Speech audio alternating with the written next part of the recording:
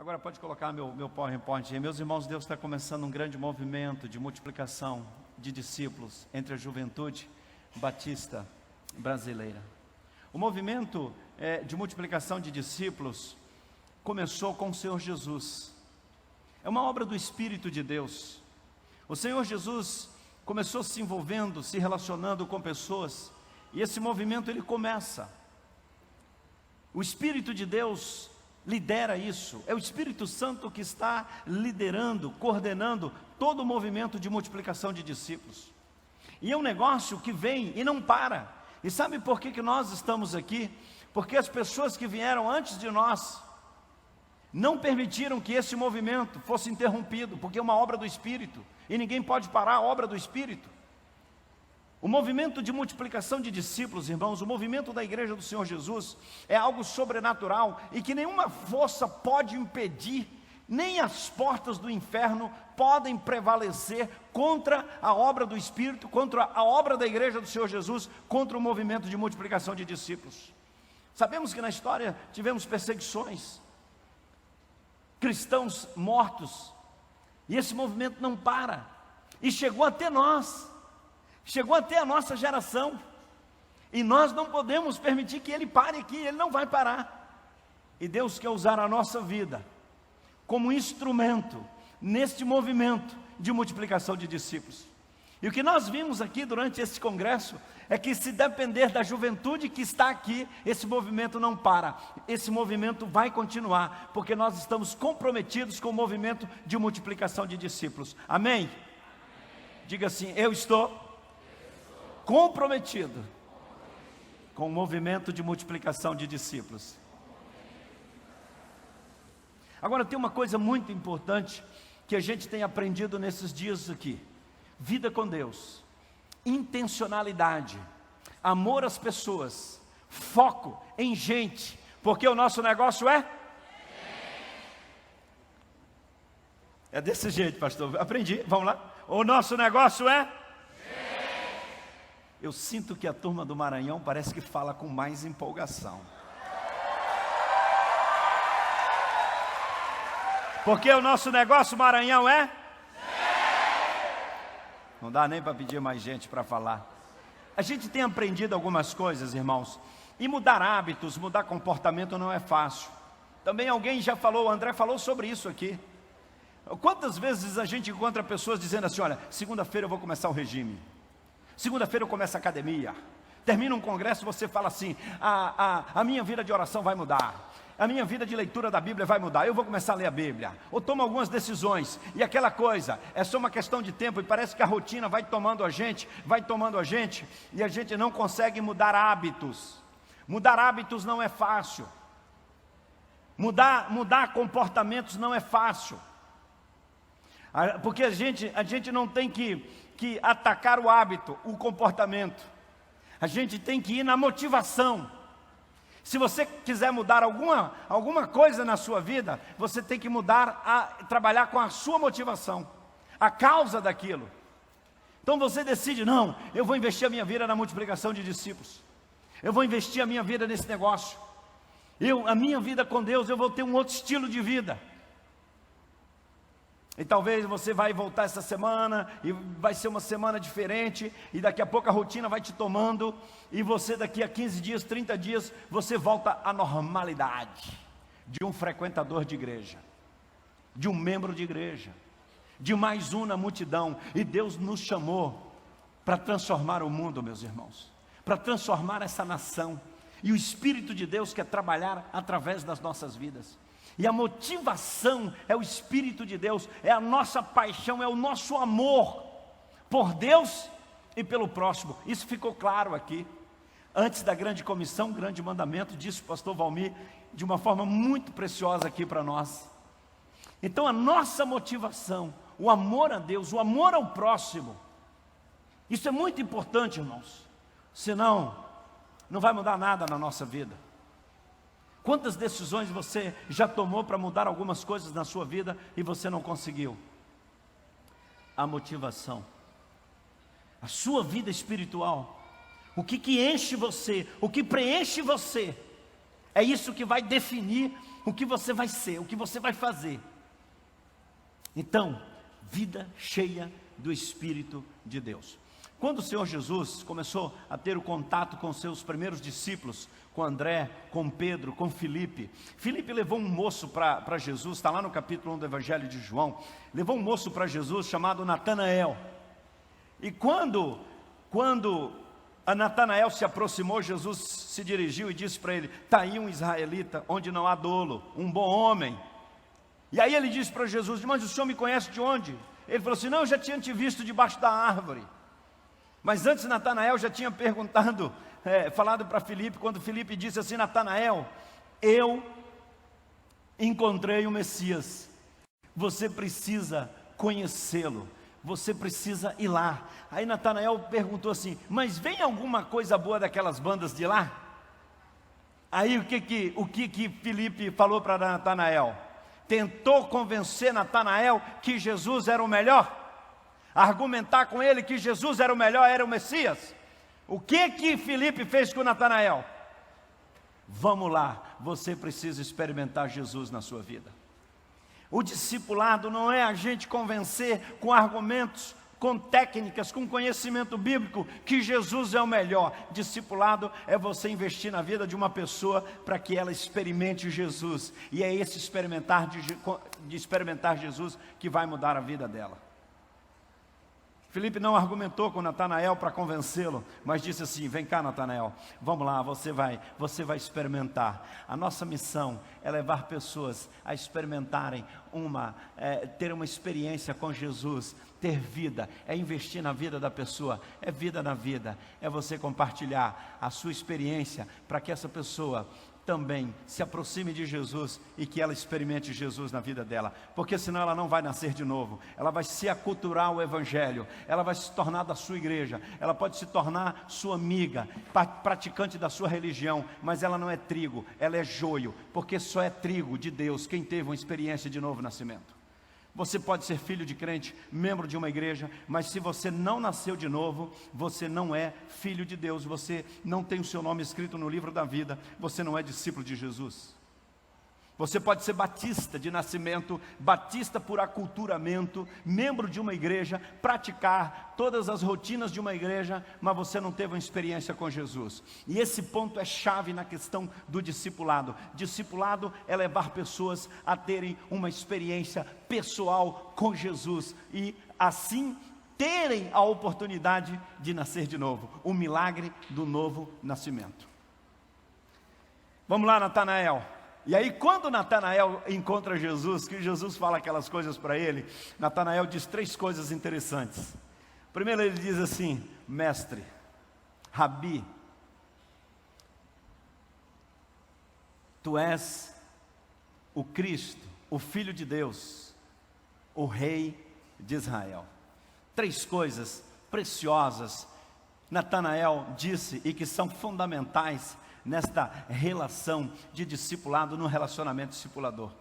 A primeira coisa, quando Natanael diz mestre, Rabi, ora, para um judeu, para Natanael se dirigir àquele galileu, dizendo para ele assim, mestre, ele estava reconhecendo que eu sou aprendiz e o Senhor é o meu mestre, e eu vou aprender contigo, eu quero aprender contigo, eu quero receber de ti.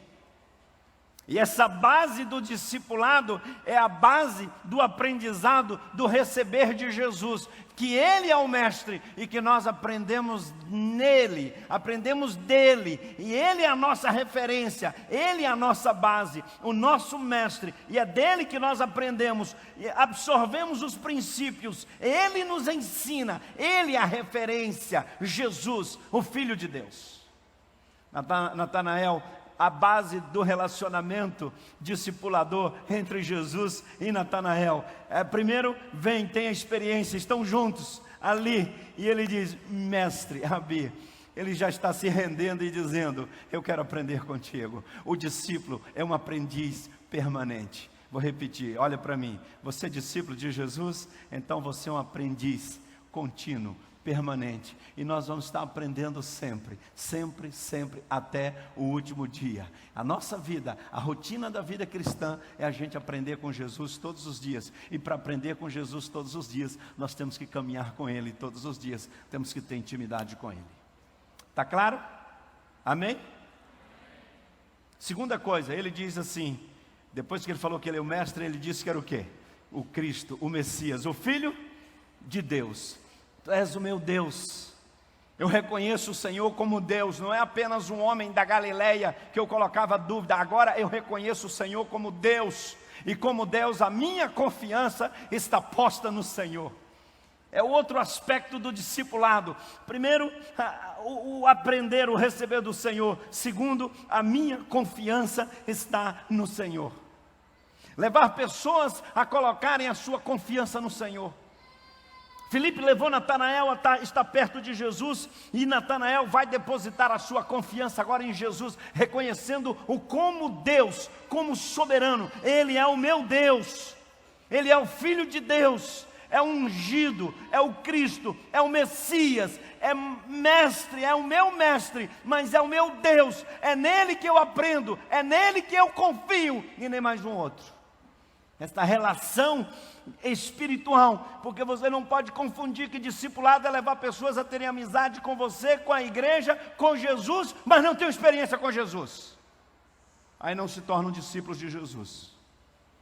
O cristal tem que quebrar, o novo nascimento tem que acontecer, senão nós seremos uma igreja evangélica sem discípulos, sem membros que nasceram de novo. E o perigo que o Brasil corre é uma igreja evangélica que cresce sem pessoas que tiveram uma experiência com Jesus, sem pessoas terem nascido de novo. E alguns querem encher as suas igrejas de adeptos e que não são discípulos de Jesus. E para ser discípulo de Jesus tem que ter um novo nascimento. E se não nascer de novo, não vai ver o reino de Deus. Há um crescimento e todos querem crescer. Mas a igreja de Jesus só cresce quando há novo nascimento. A igreja do Senhor Jesus só cresce quando há transformação. E isso só acontece quando as pessoas têm uma experiência com Jesus. E o discipulado vai no discipulado nós vamos levar pessoas a terem uma experiência com Jesus, aprenderem com Jesus e a confiarem em Jesus. E a terceira coisa que Natanael disse para Jesus disse o que para ele? Tu és o rei de Israel. O Senhor governa a minha vida. O Senhor é soberano. És o meu rei. Além de ser o meu mestre, é o meu Deus, é o meu Senhor, é o meu rei. E eu me submeto. O Senhor governa todas as áreas da minha vida. No discipulado, irmãos, quando alguém tem uma experiência com Jesus, é mais ou menos assim. Você tem o trono da sua vida. A sua vida é um reino. Você é o rei do reino da sua vida. E você ocupa o trono. Você é senhor da sua vida. Você faz o que quiser com ela. Você pode até tirá-la. Você pode fazer o que bem quiser da sua vida. Agora, no momento que você se aproxima de Jesus, e que você então convida Jesus para entrar na sua vida, o trono da sua vida, tira a coroa, toma o cetro da sua vida e convida Jesus a sentar no trono. Você entrega a coroa para Ele, o cetro da sua vida, e você se prostra diante dEle e diz assim: Senhor, agora eu sou servo, eu sou teu discípulo, o Senhor é o meu rei, o Senhor vai governar todas as áreas da vida, porque eu estou te recebendo como Salvador, mas como Senhor. O Senhor vai governar os meus pensamentos, o meu coração, o meu estilo de vida. O Senhor vai governar a minha boca, os meus ouvidos, os meus olhos. O Senhor vai governar o meu casamento, vai governar o meu estilo de trabalho, a minha forma de ser de estudante. O Senhor vai governar os meus bens, as minhas finanças. O Senhor vai governar a minha família. Na minha casa, quem manda é Jesus. A partir de agora, o Senhor governa todas as áreas da minha vida, porque o Senhor é o meu rei e eu sou teu servo, eu sou teu discípulo. Então eu me submeto em tudo ao Senhor e me submeto em tudo aos teus ensinos, eu me submeto em tudo à tua soberania, ao teu senhorio como Deus, porque tu és o meu rei e eu me submeto a ti. Nós não podemos, irmãos, pensar que fazer discípulos do Senhor Jesus é fazer adeptos de igreja e encher as nossas igrejas e ter uma estratégia para trazer gente, pessoas que não têm experiência de conversão, uma geração de crentes que não impacta, que não transforma, que não é sal e não é luz. Um Brasil que precisa de gente em ciência com Deus e que tem vida governada pelo Espírito do Senhor. Não, Jesus é o meu Salvador e eu posso todas as coisas nele, mas a minha vida não é uma vida de integridade. A minha vida não é de integridade. Por onde eu ando, por exemplo, na internet, quando conecto o meu computador, Jesus não pode navegar lá. E talvez você precisa fazer a seguinte oração: pega lá o seu smartphone, seu iPad, seu computador e faz uma oração assim, diz assim: Senhor Jesus, Espírito Santo, enche esse computador, enche essa máquina do teu Espírito Santo, domina esse teclado, Pai Santo, domina esse negócio aqui. Sagrar o seu e o seu celular, porque a internet nos leva por caminhos perigosos. O seu estilo de vida, como estudante, na escola, na universidade. E precisamos de um Brasil que tem uma cultura da mentira. Irmãos, o nosso país tem a cultura da mentira. O nosso país tem a cultura do jeitinho, da enganação. As pessoas mentem para resolver os seus problemas. As pessoas querem passar na escola sem estudar, faltando as aulas, colando. E querem passar, e às vezes estão se vangloriando. Olha, o professor legal, eu não ia lá, mas marcava presença, e tal, copiei o trabalho, fiz a faculdade, e tal, consegui o diploma. Você gostaria de ser atendido por um médico que comprou a prova no Enem, que não frequentou as aulas, que pagou para alguém fazer os trabalhos, copiou na internet e recebeu o diploma? Você quer ser defendido por um advogado que não levou um curso a sério? Você quer ser defendido por um advogado que colou nas provas, que não teve um bom curso? Jesus, Brasil, nós, os discípulos de Jesus, precisamos ser os melhores universitários íntegros, que não enrolamos no trabalho, que não mentimos, que fazemos as coisas certas, que nos comportamos com integridade, que falamos a verdade, cumprimos com os nossos contratos. O nosso país da mentira, da enganação. Vão vender um carro, mexe no velocímetro, vai levar o carro numa oficina, o cara fala assim: não vou cobrar mão de obra não, vou cobrar só as peças. É mortal. Enganação para todo lado, irmãos. E isso entra na igreja, nós vivemos essa cultura, e mentimos, e os namoros, os enganos. E Jesus, quando entra na nossa vida, irmãos, Ele transforma. E Jesus quer operar através da gente para abençoar o Brasil. Jesus quer abençoar o Brasil. E a nossa geração, irmãos, a nossa geração vai mudar esta nação em nome de Jesus. Mudar essa cultura corrupta, mentirosa, de jeitinho, de engano. E levar as coisas a sério. Levar as coisas com integridade. O povo de Deus não pode ser enxovalhado como um povo que mente, que recebe benesses indevidas de governos. Para os pastores, para os líderes, para as denominações, bens de corrupção, de mentiras. E dizer que está fazendo isso pelo bem da causa, em nome de Jesus. Nós não precisamos das migalhas da mesa de César, porque o nosso rei é o rei dos reis.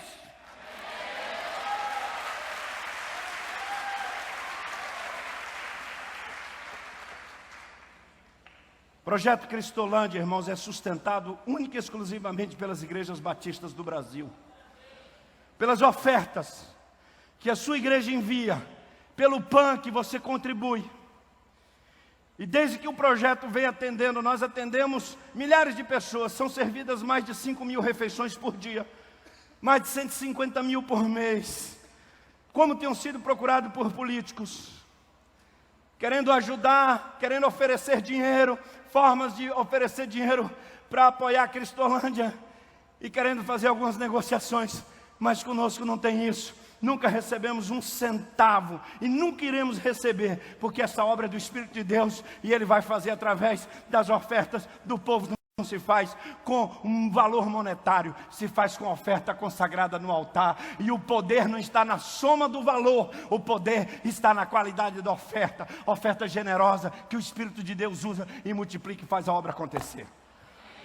Irmãos, eu estou cansado do meu país. Eu estou cansado dessa nação, de tanta notícia ruim. Mas eu estou esperançoso e eu sou otimista. Eu amo o meu país. O tema da nossa campanha ano passado foi: eu amo o Brasil e eu quero ser bênção para a minha nação. E a minha oração era: Senhor, abençoe o Brasil através da minha vida. E Deus está fazendo uma obra linda, irmãos. Um movimento de multiplicação de discípulos. Uma nova geração de jovens. Jovens comprometidos com a verdade. Jovens comprometidos com o que é certo. Jovens que estão pagando o preço para renunciar. Jovens que estão ocupando posições estratégicas nesse país. E vocês, jovens, precisam estudar e ocuparem posições estratégicas desta nação. Não para se beneficiar dos postos que ocuparão, mas para serem íntegros e mostrar o que é um cidadão de bem, discípulo de Jesus, que tem compromisso com a verdade, que tem um mestre, o Rei, o Senhor da sua vida, Jesus Cristo. Estudem, jovens, sejam os melhores alunos, sejam os melhores universitários, sejam juízes, sejam médicos, advogados. Ocupem posições estratégicas nessa nação, não para arrumar benesses para os seus parentes, ou para você mesmo, enganar pessoas e obter benefícios indevidos. Não, para que você seja íntegro, reto, e mostrar para esse país e para o mundo que os filhos de Deus, os discípulos de Jesus, não se curvam a Mamon, porque Mamon tem governado, tem reinado no nosso país, e até mesmo os evangélicos têm se curvado ao trono de Mamon. E Mamon não reina, porque o nosso rei é Jesus. Parece que o dinheiro manda e desmanda, e todo mundo fica refém dele, e ele comanda tudo, ele determina o ritmo da agenda, dos estresses, e todo mundo está em função de Mamon. Mas o nosso rei não é Mamon, o nosso rei é Jesus, e a nossa glória é viver para a glória do Rei Jesus. Jovens, olhem para mim aqui, jovens, em nome de Jesus, queridos. Porque eu creio que nós podemos mudar essa nação, a história dessa nação. Podemos sim, mas não se muda uma nação com mentira, não se muda um país. É só a gente olhar homens como Daniel e José, que não se curvaram à mentira, as coisas erradas.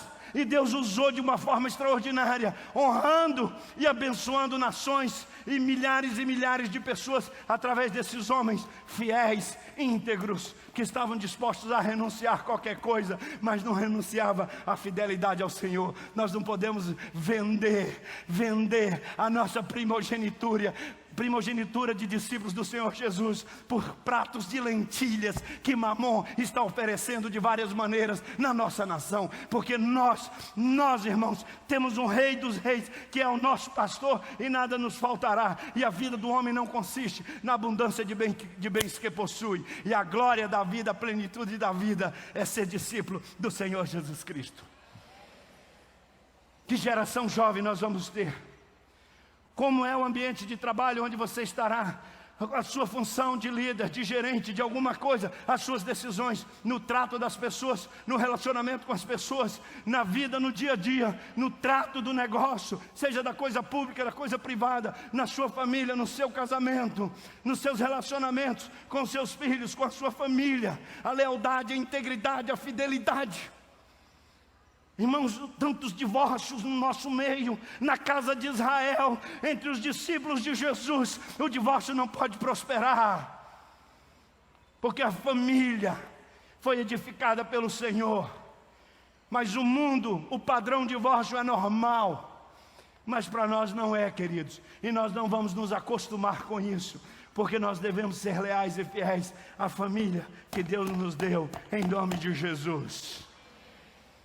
Na casa de Israel, o povo primogênito, a nação santa, o povo adquirido, o povo sacerdotal, não se curva a Baal, não se curva, mas sabe que Ele é o mestre, é o Filho de Deus, é o Rei dos Reis.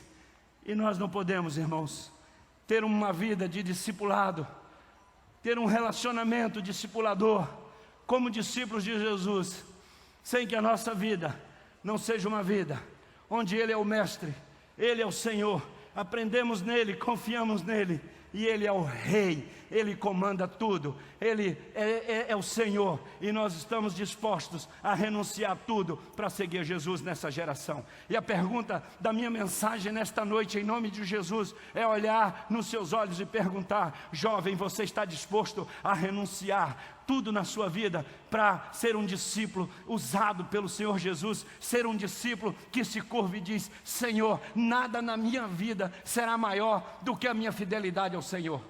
Até onde vai o seu compromisso como um discípulo de Jesus? Até onde vai? Se tiver que renunciar a alguma coisa, você vai renunciar.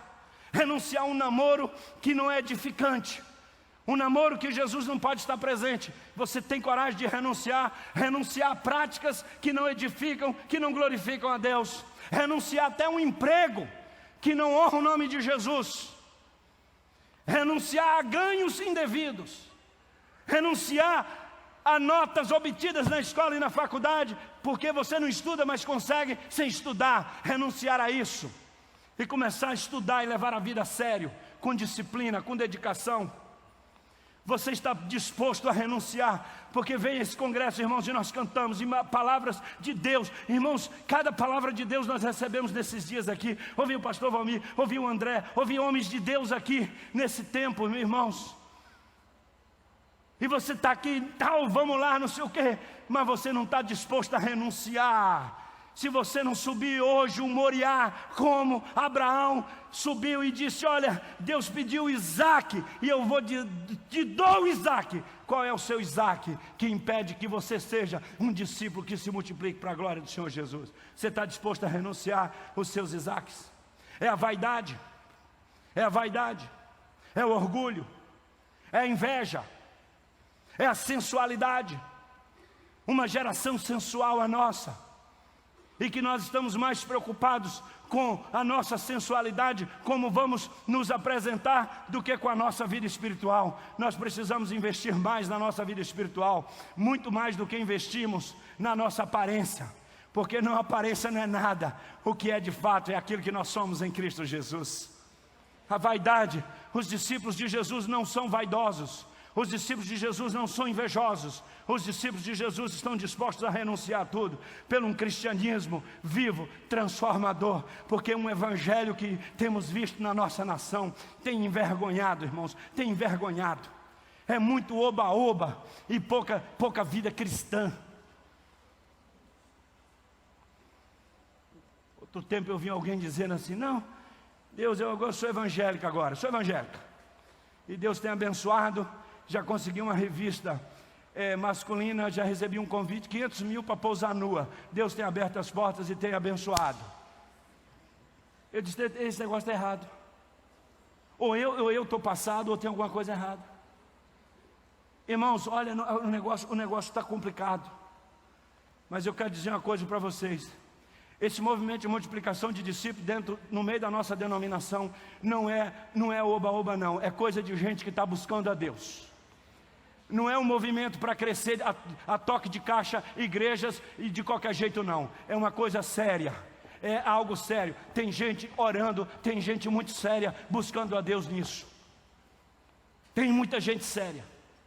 E nós não estamos de qualquer jeito, querendo de qualquer forma crescer e fazer e acontecer, não. A primeira coisa que nós queremos é buscar a face do Senhor e renunciar a tudo e se submeter a Jesus. Eu quero encerrar contando a minha história para você. Alguns aqui conhecem um pouco da minha história, mas renúncia, irmãos, renúncia para seguir Jesus, para seguir os planos de Deus. Eu já compartilhei que aqui no início, eu nasci no interior da Bahia, no sertão. Fui estudar em Minas, 18 anos. Estudar em Minas, fazer seminário.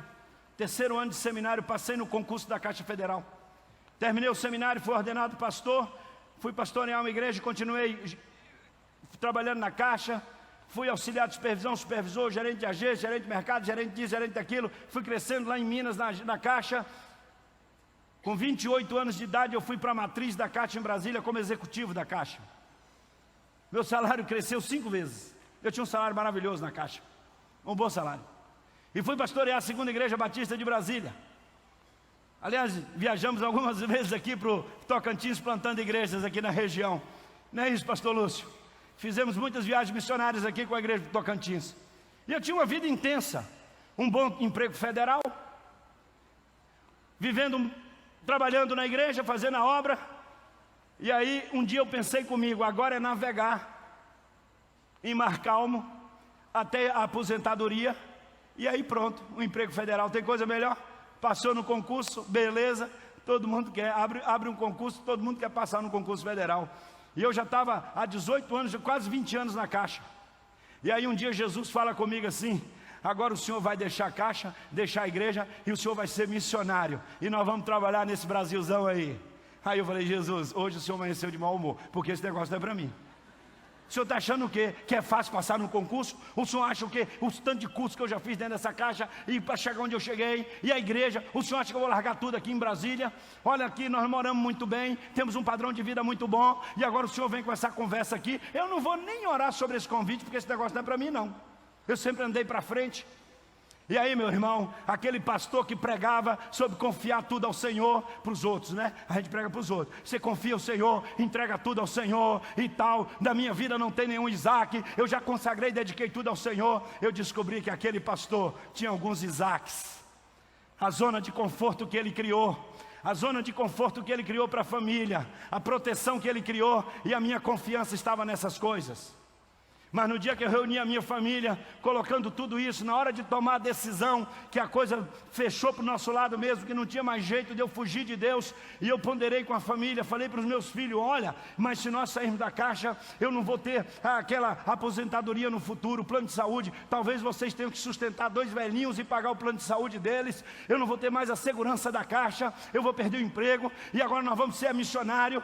E aí a minha filha, a gente sempre que ora lá em casa, a gente fala assim: o Senhor é meu pastor e nada me faltará. Sempre a gente fala isso. Aí a minha filha, na época, 12 anos, a Ana Flávia, falou assim para mim: pai, mas quem é o nosso pastor? É Jesus ou é a Caixa Federal? Porque se o Jesus não consegue cuidar de 2 velhinhos, se o Jesus não consegue cuidar de 2 velhinhos com plano de saúde, da saúde deles no futuro, eu acho que a gente tem que desistir de Jesus agora, e a gente vai passar a dizer: a Caixa é o nosso pastor e nada nos faltará.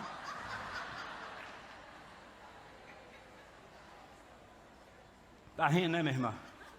Está rindo que você não estava no meu lugar lá com 3 filhos, estudando em escolas particulares em Brasília, morando num bom apartamento, 4 quartos, 3 suítes, lá no sudoeste em Brasília, com 2 carros 0 bala na garagem. Tinha um padrão de vida, viajava para fora do Brasil, e tudo bonitinho. E aí Jesus agora vai me chamar para missões. Eu falei: errou de porta. Eu falei: não vou nem orar. E aí, queridos, chegou o momento da renúncia.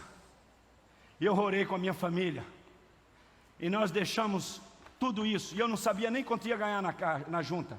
Eu tomei a decisão numa terça-feira. No sábado seguinte eu fui receber uma carta mostrando quanto que a gente ia ganhar. Mas a minha esposa já tinha dito para mim: não importa onde a gente vai morar ou quanto a gente vai ganhar. E eu levantei várias questões, alertando a família. Aí a minha outra filha um dia entrou chorando no quarto com a minha mãe, com a minha esposa, e disse assim: pai, só 2 coisas são importantes para nós: que a nossa família esteja unida e no centro da vontade de Deus, e o resto não tem sentido para nós.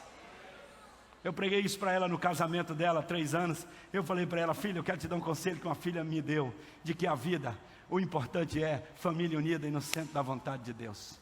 Deixei tudo. Aquilo representou 70% de perda do meu salário, da minha renda. Nunca vi alguém andar para trás. E a minha família, a Márcia que me assiste pela internet lá no Rio, um beijo, filha, Deus te abençoe. A nossa família nunca foi tão feliz, irmãos, tão feliz. Eu nunca mais comprei um carro 0, pastor. O último carro, quando saiu o Toyota Corolla, eu fui numa concessionária em Brasília, paguei 68 mil no Corolla, banco de couro, câmbio automático, um carro 0 bala. Minha esposa tinha um carro 0 bala.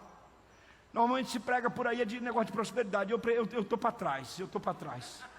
9 anos, vou fazer 9 anos na junta, pastor Josué. Nunca mais, eu fui lá num dia na Toyota, lá em Brasília, comprei um Toyota 0,9, 68 mil. E prometi para o meu filho, que ele ficou olhando a caminhonete, falou: pai, quando vencer esse carro, vencer a validade dele, a gente troca, a gente compra a caminhonete. Falei: isso, filho. Ele pequenininho, e ficou com aquilo que a gente ia ter a caminhonete. Aí depois que ele viu a gente morando no Rio, e eu e a Márcia discutindo R$10 no orçamento, um dia eu entrei no quarto dele, eu orei com ele, passei a mão nas costas dele, quando ele já estava quase cochilando, eu fui saindo, ele me chamou assim: pai, sabe aquela história da caminhonete? Não precisa mais comprar caminhonete não, pai, porque agora a gente tem que conquistar a pátria para Jesus. Eu renunciei tudo, irmãos.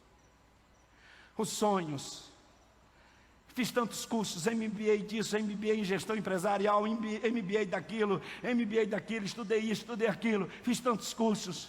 Geri um orçamento de 1 bilhão e 700 milhões, como dizia, tinha poder na caneta. Um dia por semana eu ia em São Paulo, outro no Rio. Uma vida intensa, fazendo a obra do Senhor também. Eu achei que eu conquistei tudo na vida. Era um cara de sucesso, mas o sucesso na vida não são as conquistas pessoais. O sucesso na vida é servir a Jesus.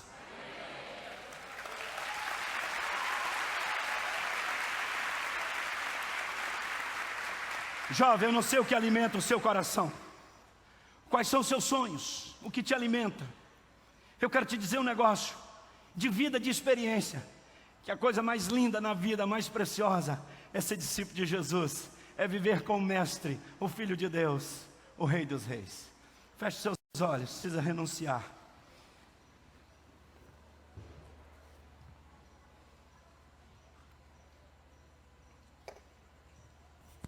Eu queria que a gente orasse agora.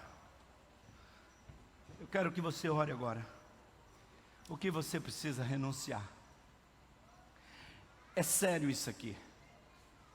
Não lembra dos outros não, mas você tem coisa que você precisa renunciar. É a vaidade, a sensualidade. Deus trabalha no nosso coração. Deus mostra para mim o que eu preciso renunciar. Eu sei que tem coisa na minha vida, pai, que eu preciso renunciar. Eu sei, lá na escola, na universidade, lá em casa com meus pais, o tratamento que eu me dirijo aos meus pais, lá na igreja, o meu jeito de ser, lá no trabalho, como eu faço negócios. A mentira, pai. Eu quero renunciar a um olhar maldoso. Eu quero renunciar, ó Deus. Eu não sei se você tem alguma coisa que você quer colocar no altar do Senhor nessa noite. Eu quero me ajoelhar aqui na frente só com gente que tem coisa para renunciar. Eu tenho. Se você tem, filho. Mas não vem por vir não, Só vem aqui se ajoelhar se você está disposto a subir o Moriá e você renunciar. Tudo na vida que você precisa renunciar para você ser um discípulo que se multiplica. Você vai sair do seu lugar e vir aqui para a gente fazer uma oração e dizer: Senhor, nessa noite é um marco na minha vida. Esse multiplique é um marco na minha vida. Eu tenho coisas que eu preciso renunciar, que ainda governam a minha vida, mas nessa noite eu vou falar como Natanael: Mestre, Tu és o Cristo, o Filho de Deus, o Rei da minha vida. Eu reconheço, Senhor, e eu me prostro como um discípulo que renuncio tudo, as benesses desse mundo, a glória desse mundo. Renuncio a qualquer coisa pelo meu Mestre, e mesmo que me custe, eu renuncio. Ah, Jesus, eu quero renunciar, Senhor, tudo que sou. Meu irmão, só vem aqui se você está fazendo esse negócio sério. Você não vai falar para ninguém, só se você quiser depois compartilhar com alguém de sua confiança e dizendo: eu fui lá porque eu estou renunciando isso. Essa é uma noite de renúncia. Eu vim renunciar. Eu quero te pedir perdão, Senhor, porque tem áreas da minha vida que o Senhor não governa. E eu renuncio nessa noite em nome de Jesus. Sem alguém mais para subir um Moriá, e sacrificar algum Isaac, pode vir. Você que nos acompanha pela internet, pode ajoelhar aí onde você estiver e dizer: eu preciso, pastor, renunciar a algumas coisas, porque Jesus não é rei da minha vida ainda não. Eu recebi como Salvador, mas eu governo essa vida ainda. Senhor Jesus, nessa noite, na cidade de Palmas, no Tocantins, eu me prostro de joelhos, ó Pai, para renunciar e colocar no teu altar, como Abraão subiu o Moriá. Eu coloco diante do Senhor todos os meus Isaques, e te peço perdão, e te peço misericórdia. E eu não quero voltar para casa com essa bagagem nas costas. Eu quero voltar daqui, Senhor, livre, leve, porque eu estou deixando nessa noite todos os meus Isaques e renunciando tudo para Jesus. Eu quero ser um discípulo na totalidade, na plenitude. Derrama graça sobre nós, Senhor, porque nessa noite é uma noite de entrega, Pai, e o Senhor conhece os nossos corações, e nós estamos renunciando nessa noite tudo que impeça que sejamos discípulos segundo o teu coração. Amém e amém. Você que veio de joelho aqui na frente, fica de Juventude Batista. Vamos em frente.